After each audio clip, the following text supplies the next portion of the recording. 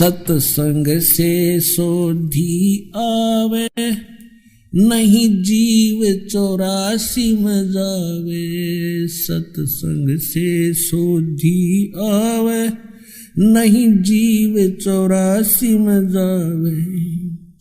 अब मेटो द्वेष और राग, हो राग या उम्र बतेरी जाली। अब मेटो द्वेष और राग, हो राग या उम्र बतेरी जाली। अब आपको दिखाते हैं श्रीमद् भगवत गीता के वो श्लोक जिसमें सूक्ष्म वेद की जानकारी है। ये है श्रीमद् भगवत गीता और इसके अनुवादक हैं जयदयाल गोविंद का, गीता प्रेस गोरखपुर से प्रकाशित है ये। इसके चौथे अध्याय के हम 32 चौथे अध्याय के 25 से लेकर ये देखिएगा। अब ये है श्रीमद् भगवत गीता अध्याय नंबर 4 का और श्लोक नंबर 25 से लेकर 34 तक आपको निर्णय करके देंगे कि वो सूक्ष्म वेद यानी 5वां वेद क्या है। देखिए ये 25 नंबर श्लोक में क्या कहा है कि अपरे यानी अन्य योगीजन यानी साधक देवताओं के पूजन रूप यज्ञ का ही भली भांति अनुष्ठान किया करते हैं और अन्य यानी दूसरे ब्रह्म अग्नौ पर ब्रह्म नहीं, ब्रह्म यानी ब्रह्म तक की ही साधना करते। इसका अर्थ ये है। और कुछ आत्म रूप यज्ञ का हवन करते हैं, को अपनी आत्मा को देखने में ही अपनी आत्मा देखो इतना ही जानते हैं। 26 में कहा कि दूसरे नाक कान आदि को बंद करके यानी अन्य योगीजन श्रोत्र आदि समस्त इंद्रियों को संयम रूप अग्नि में हवन किया करते हैं। दूसरे और कुछ शब्द आदि यानी शब्द स्पर्श समस्त विषयों को इंद्रिय रूप अग्नि में हवन किया करते हैं। 27 में कहा है कि दूसरे योगी जन यानी साधक इंद्रियों की संपूर्ण क्रियाओं को और प्राणों की समस्त क्रियाओं को, प्राण माने सांसों का, आते जातों को देखते रहते हैं। ज्ञान से प्रकाशित आत्म संयम योग रूप अग्नि में हवन किया करते हैं। 28 में कहा है कई पुरुष यानी दूसरे द्रव्य संबंधी यज्ञ करने वाले होते हैं, जैसे कहीं भंडारा करवा दिया, कहीं पर धर्मशाला बनवा दी। जो धन से होने वाली जो धार्मिक क्रियाएं हैं वो करते हैं, कंबल बांट दिए, ये देखो। तो अपने कई पुरुष द्रव्य संबंधी यानी धन से होने वाली यज्ञ धार्मिक क्रियाओं को करते हैं। कुछ कितने ही तपस्या रूप यज्ञ को करने वाले हैं, कुछ तप करते हैं। तो दूसरे कितने ही योग रूप यज्ञ करने वाले हैं और वे कितने ही कुछ योग करते रहे, योगासन। और कितने ही अहिंसावादी तीक्ष्ण व्रतों से युक्त यानी जैसे मुंह पर पट्टी बांध कर नंगे पैरों घूमते हैं। और कुछ एक चलो जैसे जैनी प्रयत्नशील पुरुष स्वाध्याय रूप ज्ञान ये करने वाले, कुछ स्वाध्याय करते हैं, जैसे गीता जी का पाठ कर लिया है, या कोई और किसी ग्रंथ की वाणी को या किसी वेद के एक श्लोक को, जैसे जिन्होंने गायत्री मंत्र कहे उसकी रिपीट करते रहे। कहते ये सब अपनी अपनी क्रिया। देखो आगे 29 और 30 में क्या कहा है, चौथे अध्याय का हम पढ़ रहे हैं। 29-30 में आगे दूसरे कितने योगीजन अपान वायु में प्राण वायु को हवन करते हैं, यानी अपने अंदर के जो क्रियाएं हैं योगी क्रियाओं को करते हैं। अन्य योगीजन प्राण वायु को अपान वायु में हवन करते हैं। और कितने ही नियमित आहार अल्पाहारी करने वाले हैं। कुछ प्राणायाम प्रयाण पुरुष हैं, प्राणायाम आदि करके ही अपने शरीर को सूक्ष्म बनाने की चेष्टा करते हैं पुरुष। और प्राण और अपान की गति को रोक कर प्राणों को प्राणों में ही हवन किया करते हैं। ये सभी साधक यज्ञों द्वारा पाप नाश कर देने वाली यज्ञों के जानने वाले हैं नहीं। इसका अर्थ यह है कि ये सभी अपने अपने जो साधक अपनी क्रियाएं करते हैं उनको पाप नाशक जानते हैं।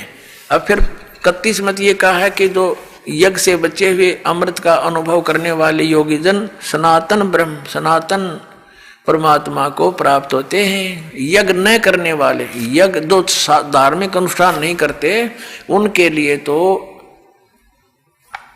लिए तो यह मनुष्य लोक भी सुखदायक नहीं और न ही परलोक, यानी वो तो यहाँ भी दुखी और आगे भी दुखी, जो कुछ साधनाएं नहीं करते।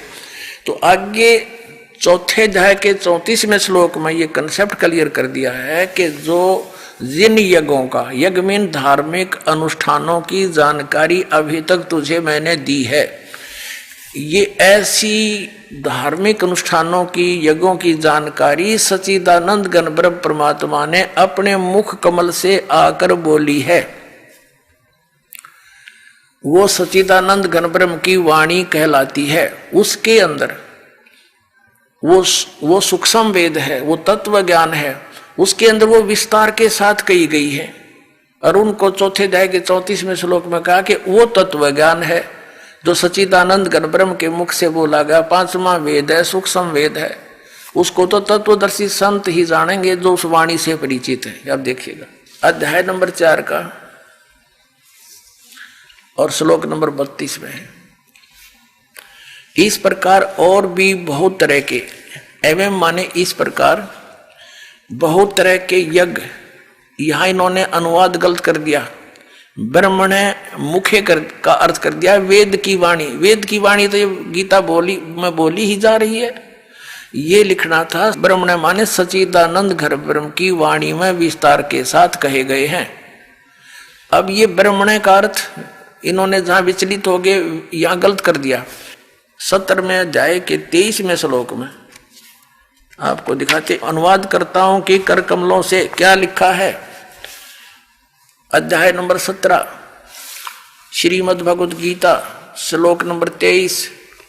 ओम तत्सत इति निर्देश ब्रह्मण तिर्विध समर्थ ब्राह्मणा तेन वेदा च यगा च विहिता पुरा।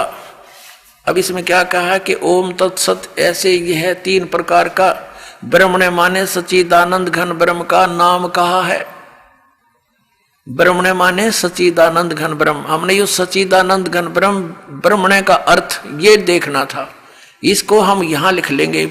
अब हम फिर आगे चौथे अध्याय के 32वें श्लोक पर, ये 32वां श्लोक है, इसमें ये ब्रह्मण मुखे शब्द है, ब्रह्मण मुखे। यहां लिखा है कि और भी बहुत प्रकार के यज्ञ, धार्मिक अनुष्ठान, ब्रह्मण का अर्थ लिख दे या सच्चिदानंद घन ब्रह्म की मुखे माने मुख कमल से उच्चरित वाणी में, खुद बोली हुई वाणी में, जो 5वां वेद है, सूक्ष्म वेद में विस्तार से कहे गए हैं, उन सब को तू कर्म जान, मन, इंद्रिय और क्रियाओं, शारीरिक क्रियाओं द्वारा संपन्न होने वाले जान। यानी वो ऐसी विधि है जो काम करते करते, वो ऐसी विधि वर्णित है उसमें 5वें वेद में, सूक्ष्म वेद में, कि काम करते करते नाम उठत नाम बैठत नाम सोवत जागवे, नाम खाते नाम पीते नाम से ती लागवे। कहते काम करते करते करने की बता रखी है। उसको जानने के बाद फिर तो सभी कर्मों से मुक्त हो जाएगा। देखना, इंद्रियों द्वारा संपन्न होने वाले जान, शारीरिक क्रियाओं द्वारा संपन्न होने वाले जान, और इस प्रकार तत्व से जानकर उनके अनुष्ठान द्वारा, यानी उस सच्चिदानंद घन ब्रह्म के द्वारा बोली गई सूक्ष्म वेद 5वें वेद में वर्णित विधि को जानकर फिर तू सभी कर्मों से मुक्त हो जाएगा। देखना, इस प्रकार तत्व से जानकर उनके अनुष्ठान द्वारा कर्म बंधन से सर्वथा मुक्त हो जाएगा।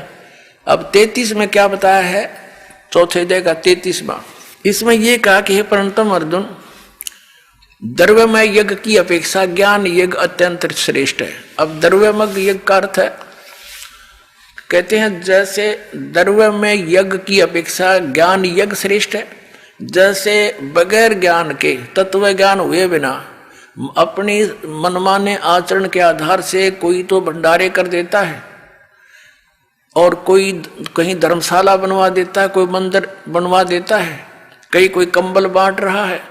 कहते हैं ये द्रव्यमय यज्ञ से की अपेक्षा, यानी आंख मीच के अंधाधुंध की ये दान करने की अपेक्षा आप पहले तत्व ज्ञान को समझ और तत्व ज्ञान को समझकर फिर उस सतगुरु संत के बताए अनुसार साधना कर उस तत्व ज्ञान में बताया जाता है कि गुरु बिन माला फेरते, गुरु बिन देते दान, गुरु बिन दोनों निष्फल हैं, चाहे पूछो वेद पुराण। तो तत्वदर्शी संत के बताए अनुसार फिर दान करते हैं, आपको लाभ होगा। द्रव्य में यज्ञ फेर कर, ऐसे करने से कोई यूज नहीं है जो तू आंख मीच कर कोई करने लग जाओ, इसका ये अर्थ बनता है। देखिएगा अब हम चौथे अध्याय का 33वां श्लोक पढ़ रहे हैं। हे परंतम अर्जुन, द्रव्य में यज्ञ की अपेक्षा ज्ञान यज्ञ अत्यंत श्रेष्ठ है और यावन मात्र संपूर्ण कर्म ज्ञान में समाप्त हो जाते हैं। ये जिस तरह के तू मनमाना आचरण कर रहा है, ये डले ढो रहा है, ये सब कर्म तेरे बंद हो जाएंगे, खत्म हो जाएंगे और फिर शास्त्र अनुकूल साधना तेरी प्रारंभ हो जाएगी। वो तत्व ज्ञान को समझ, यानी वो ज्ञान यज्ञ श्रेष्ठ है। अब चौथे अध्याय के 34वें श्लोक में कहा है कि वो तत्व ज्ञान जो सुख संवेद 5वां है, उस तत्व ज्ञान को, उस 5वें वेद को जो सच्चिदानंद घन ब्रह्म ने स्वयं आकर के बोला है अपने मुख कमल से, वो सच्चिदानंद घन ब्रह्म की वाणी 5वां वेद सुख संवेद है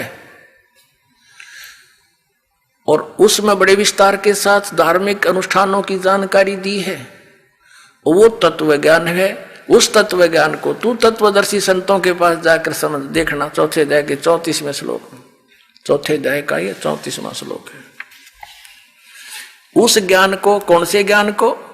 जो सच्चिदानंद घन ब्रह्म ने अपने मुख कमल से बोला है, सच्चिदानंद घन ब्रह्म की वाणी में 5वां वेद है। उस तत्व ज्ञान को तू तत्वदर्शी ज्ञानियों के पास जाकर समझ, उनको भली भांति दंडवत प्रणाम करने से और उनकी सेवा करने और कपट छोड़कर सरलता पूर्वक प्रसन्न करने से वे परमात्म तत्व को तत्वदर्शी न, तत्वदर्शी संत तत्वदर्शी न, भली भांति परमात्म तत्व को यानी तत्वदर्शी संत ज्ञानी महात्मा तुझे तत्व ज्ञान का उपदेश करेंगे।